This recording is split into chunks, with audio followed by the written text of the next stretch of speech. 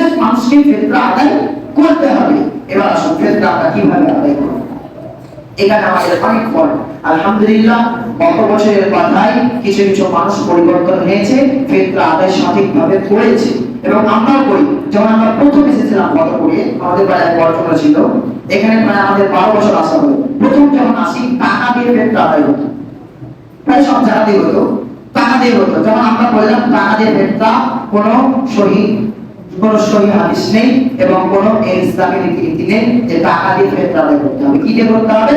সঠিক মানে তার খাদ্য, মেন খাদ্য দিয়ে তাকে ফিতরা আদায় করতে হবে। তখন বলছে না এত চাল যদি সবাই চাল দেয় তাহলে চালগুলো দিবে কে? তখন আমরা বললাম আপনি এক কাজ করেন, আপনি যেহেতু মরল গ্রামের, আপনি যেহেতু সর্দার, তো আপনার কাছে লিস্ট আছে কে কে গরিব গ্রামে, লিস্টটা আমাকে দিয়ে দেন, আমরা নিজে গিয়ে তাকে দিয়ে আসবো।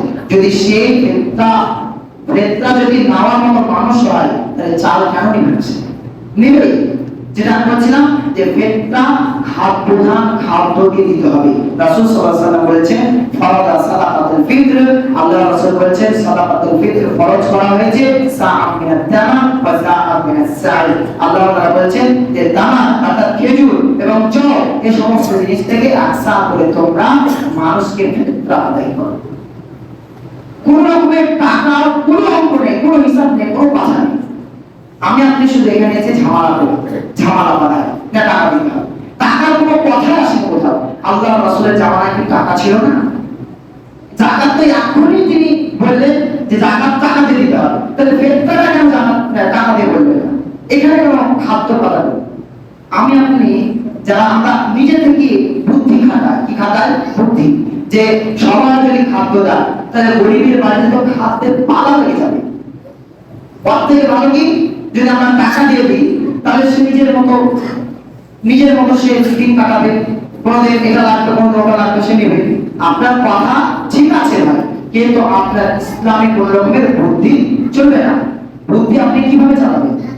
আপনাকে আমি একটা মাত্র প্রশ্ন ছুড়ে দিচ্ছি, আপনি নেন বুদ্ধি খাটান।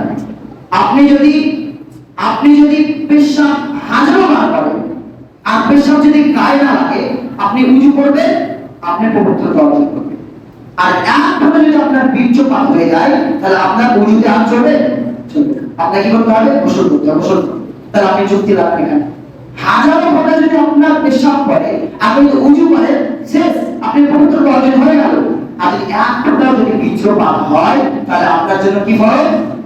আপনার জন্য উজু ফরজ না, গোসল ফরজ। তাহলে যুক্তি দিয়ে ইসলাম চলবে না। তাহলে যুক্তির কোন রকমের কোথাও চলবে না। আপনি এখান থেকে বেরিয়ে গিয়ে আবার ভাবতে পারেন যে না আমার বাপ দাদা তো করেছিল, তারা ভুল করেছিল।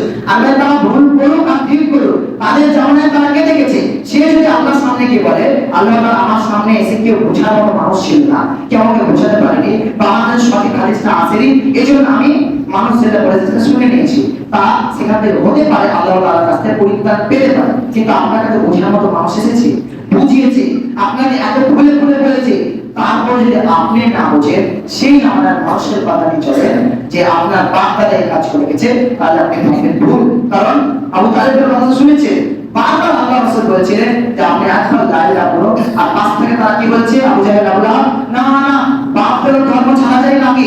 তোমার বাপ তোমার দাদা এই ধর্ম করে এসেছে, এদেরকে ভূত মেনেছে, এদেরকে গ্রহ মেনেছে, আর তুমি আজ এসে মুহাম্মদের কথা শুনে সাল্লাল্লাহু আলাইহি ওয়াসাল্লাম তার কথা শুনে লা ইলাহা বলে দেবা? কখনোই করবে না। তারপরে তাহলে কিছু পরিত্রাণ পেয়েছে না? পাইনি। তার জন্য জাহান্নামের শাস্তি প্রস্তুত করা আছে। তাই আপনাকে আমি ছোট ভাই হিসাবে, ছোট ছেলে হিসাবে বোঝানোর কাজ বুঝিয়ে দিচ্ছি। দেখুন এখানে কোনো রকমের যুক্তি চলবে না। আল্লাহর রাসূল বলেছে খাদ্য দিয়ে দিতে হবে, খাদ্য দিয়েই দিতে হবে, এখানে কোনো রকমের যুক্তি চলবে না। আপনাকে আপনার যুক্তি দেয় বোঝায় কুরবানির সময় মাংস আমরা দিই, প্রতিটা গরিবকে আমরা মাংস দিই, তাহলে আমার বাড়ি থেকে একটু, আপনার বাড়ি থেকে একটু, এভাবে তো দেখেন গ্রামের সবার বাড়ি থেকে একটু একটু করে নিয়ে গরিবের পালা ভারী হয়ে যায়। 10 মণ 20 মণ বা 40 কিলো থাকলো, 40 কিলো তার মাংস আছে, তখন আমরা ভাবি না যে কুরবানি না করে আমরা কুরবানির পরিমাণ টাকা আল্লাহর রাস্তায় দান করে দেব? ভাবি কেন ভাবি না? কারণ আল্লাহ তাআলা সেটা কুরবানির কথা বলেছে যে পশু কুরবানি দিতে হবে। মাংস কার কাছে বেশি আছে কম আছে এটা আমাদের ভাইটার বিষয় না, এটা আমাদের ভাবনার বিষয় না। আল্লাহ রাসূল যা বলেছেন পশু কুরবানি দিতে বলেছে, পশু কুরবানি দিয়ে দিলাম। এই ভাবনাটা আমরা ভাবি না যে আমাদের পবিত্র ক্ষেত্রে কেন?